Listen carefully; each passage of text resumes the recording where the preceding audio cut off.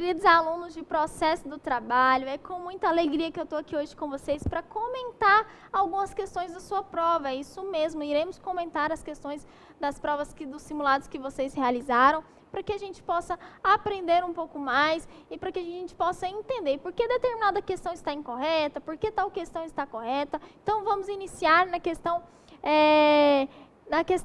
de número 76, que diz o seguinte: Rodrigo Hilbert ajuizou uma reclamação trabalhista em face da empresa Omão, esse nome eu não vou falar, no dia da audiência de conciliação. Estavam presentes o reclamante e o seu advogado, bem como estava presente o advogado da empresa, que apresentou a contestação e documentação pertinente pelo sistema eletrônico no dia anterior à audiência. Contudo, não estava presente à audiência nenhum preposto da reclamada. Diante dos fatos noticiados, respondam. Vamos ver aqui a alternativa. Primeira coisa que a gente tem que entender aqui, gente, é que há aqui a ausência não há ausência de defesa, no caso, há a contumácia, que a gente diz que é a ausência do reclamado na audiência, tá bom? Mas o advogado estava presente. Então, será que essa defesa será recebida? Ou seja, a defesa foi protocolada, só que ela é recebida em audiência. Será que essa defesa será recebida apenas com a presença do advogado?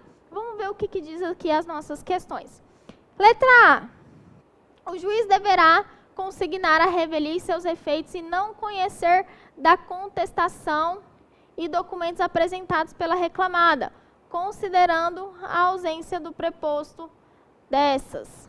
Vamos ver a letra B. O juiz deverá consignar a confissão ficta e não conhecer da contestação e documentos apresentados pela reclamada, considerando a ausência do preposto desta. O juiz deverá consignar a revelia e seus efeitos, porém deverá conhecer da contestação e documentos apresentados pela reclamada. Letra D.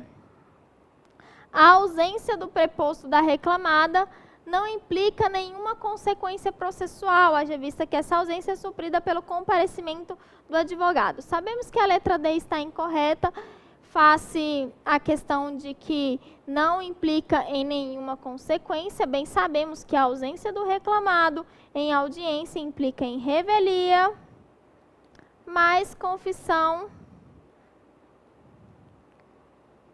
da matéria fática.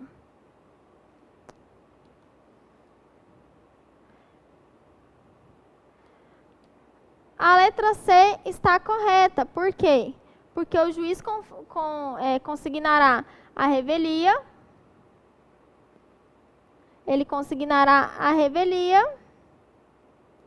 porém, ele conhecerá da contestação, tendo em vista a presença do advogado da reclamada em audiência, tá bom?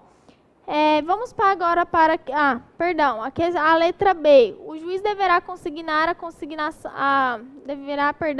consignar a confissão ficta e não conhecer da contestação e documentos apresentados pela reclamada, ante a ausência do preposto desta. Essa questão, gente, ela é incorreta, porque aqui nós temos a presença, como eu falei para vocês, do advogado. O juiz deverá consignar a revelia e seus efeitos e não conhecer da contestação e documentos apresentados da reclamada, considerando a ausência de preposto. Mesma questão. Mesma questão que essa aqui está incorreta, o que nós falamos.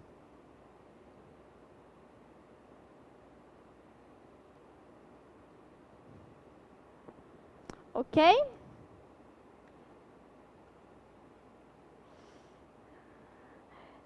Iremos passar agora para a próxima questão. Questão 77. Lula ajuizou a reclamação trabalhista na comarca de Atibaia. Vejam só.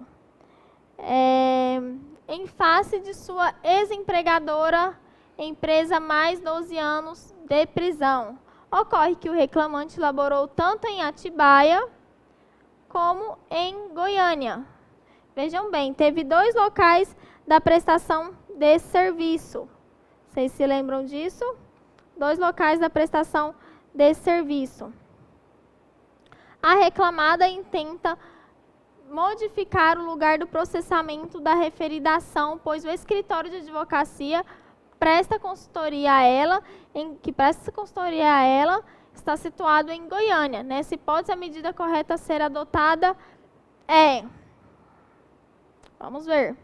Letra A. Apresentar a exceção de incompetência territorial concomitante à contestação, hipótese na qual o juiz dará um prazo de 24 horas para o reclamado se manifestar. Gente, vejam só.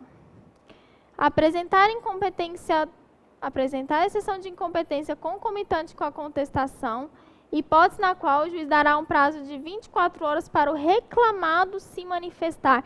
Peraí, quem apresenta a exceção de incompetência não é o reclamado? Por qual razão o juiz daria um prazo de 24 horas para o reclamado se manifestar? Então, essa questão está incorreta. Vejam comigo aqui na lousa. Essa questão está incorreta. Até porque esse prazo não é de 24 horas, é de 5 dias. E o prazo não é para o reclamado se manifestar, é para o reclamante.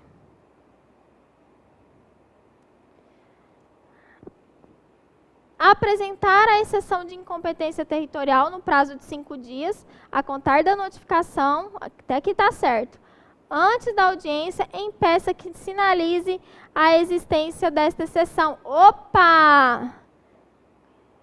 Correta. Essa é a alternativa correta. Esse aqui é o caput do artigo 800 da CLT. Ok? Apresentar a exceção de incompetência territorial antes da juntada da contestação? Não, antes da audiência. Hipótese na qual o juiz dará um prazo de 5 dias. Está errado. Para o reclamado se manifestar. Já falamos que não é o reclamado que se manifestará. Apresentar a exceção de suspeição no prazo de 48 horas. Não estamos falando de impedimentos do juiz, nem de suspeição quanto à conduta ou parcialidade ou imparcialidade do juiz. Estamos falando de incompetência relativa, tá bom? É isso aí. Vamos passar para a próxima questão. Questão 78, acompanhem comigo aqui na lousa. Em determinada ação, ajuizada por John Snow, em face da empresa não sabe de nada, além dos documentos pertinentes à propositura da ação, foi colacionado os contra-cheques do reclamante, dos quais constavam o valor de 1 salário mínimo. O juiz julgou todos os pedidos improcedentes e, malgrado o reclamante não tenha feito o requerimento dos benefícios da justiça gratuita, o magistrado isentou o Snow Show de pagar as custas processuais. Acerca do caso, responda. O juiz agiu de forma equivocada, haja vista que a promoção de julgamento extra-petita na concessão de um benefício que não foi requerido pela parte reclamante. Não, sabe por quê? Porque o juiz pode conceder a justiça gratuita de ofício, tá bom? O juiz agiu de forma acertada, haja vista a possibilidade de concessão dos benefícios da justiça gratuita de ofício, em quaisquer casos em que o juiz assim o entender. Gente, até aqui a gente possui uma questão correta. Só que daqui para frente, essa questão é errada, ela se torna errada em razão dos requisitos da lei. Então, não é em qualquer caso que o juiz entender, ele precisa atentar aos requisitos legais, tá bom? Igual não receber salário superior ao dobro dos limites do regime, dos benefícios do regime limite máximo, né, dos benefícios do regime da Previdência Social, geral da Previdência Social. Letra C, acompanhem comigo. O juiz agiu de forma acertada, já vista que o reclamante recebe abaixo de 40%, aliás, 40% do teto dos benefícios do regime geral da Previdência Social, o que permite a concessão dos benefícios da justiça gratuita de ofício. Correto, o juiz observou os requisitos legais, os requisitos que a lei prescreve, que é o artigo 790 da CLT. Eu disse o dobro, né, gente? É 40%, ok? Letra D.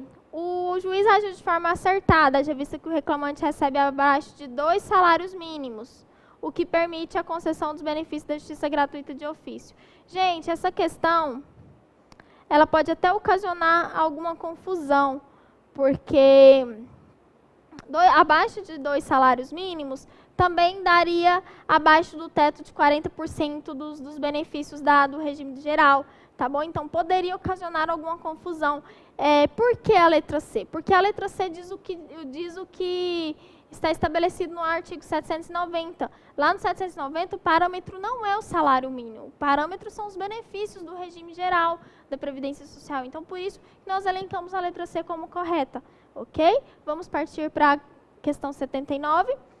Flávio Bolsonaro ajuizou uma ação trabalhista contra a empresa Bandido Bom é Bandido Morto, requerendo rescisão indireta, verbas rescisórias decorrentes desse pedido e adicional de insalubridade, em virtude do ambiente tóxico de trabalho. Diante do pedido de insalubridade, o juiz designa a relação da perícia cujo resultado é favorável ao reclamante. Vejam bem, a perícia foi favorável ao reclamante, atestando a insalubridade do local. Na sentença, com base na análise de outras provas, o juiz indefere o adicional de insalubridade, mas julga procedente a rescisão indireta, as verbas rescisórias dali decorrentes e concede o benefício da justiça gratuita ao reclamante. Diante disso, do caso analisado, responda. Os honorários periciais deverão ser pagos pela reclamada, uma vez que a perícia foi favorável ao reclamante. Veja bem, essa questão ela é incorreta.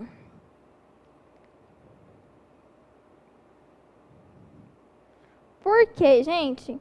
Porque o artigo 790b da CLT diz que a parte que for sucumbente na pretensão do objeto da perícia será a parte responsável pelo pagamento dos honorários periciais.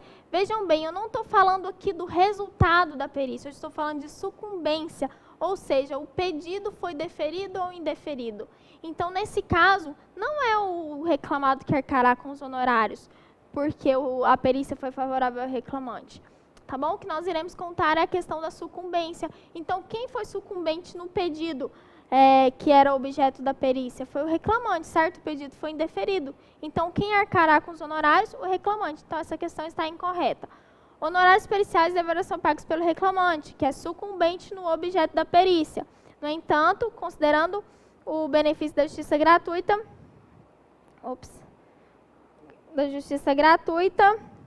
ficará dispensado do pagamento cabendo à União fazê-lo.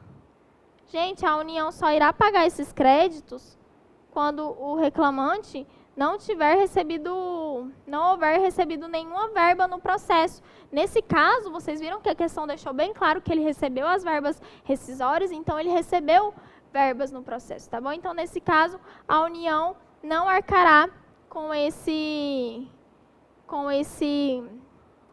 pagamento dos honorários periciais, tá bom? Honorários periciais deverão ser pagos pelo reclamante, que é sucumbente no objeto da perícia, mesmo sendo beneficiário da justiça gratuita, que deverá fazê-lo com os valores obtidos das verbas rescisórias. É o que acabei de falar na explicação da letra B, então, alternativa correta. Os honorários periciais deverão ser pagos pela reclamada. Já dissemos que não, nada a ver, uma vez que é parte sucumbente no objeto da perícia. Ela não é parte sucumbente. Quem é parte sucumbente é o reclamante. Tá bom? Vamos partir para a questão 80. A sociedade sem fins lucrativos, alguém está vendo o BBB? Tomara que não, hein?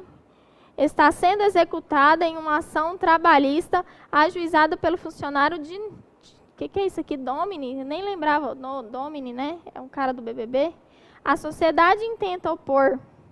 Até me desconcentrei, vou até ler de novo. A sociedade sem fins lucrativos, alguém está vendo BBB, está sendo executada em uma ação trabalhista ajuizada pelo funcionário Domini. A sociedade intenta opor os componentes embargos à execução para sua defesa. Nesse caso, peraí, olha a informação importante aqui. Sociedade sem fins lucrativos. Letra A. A sociedade não precisará garantir o juízo, por se tratar de uma sociedade sem fins lucrativos. Sem fins lucrativos. Cadê? Ok. Gente, aqui pode gerar alguma confusão e eu vou deixar para explicar essa questão mais para frente. Vamos partir para a letra B. A sociedade precisará garantir apenas 50% do juízo para opor embargos à execução. Pessoal, conforme o artigo 844, parágrafo 6º, da CLT, a exigência de garantia de juízo não se aplicam às entidades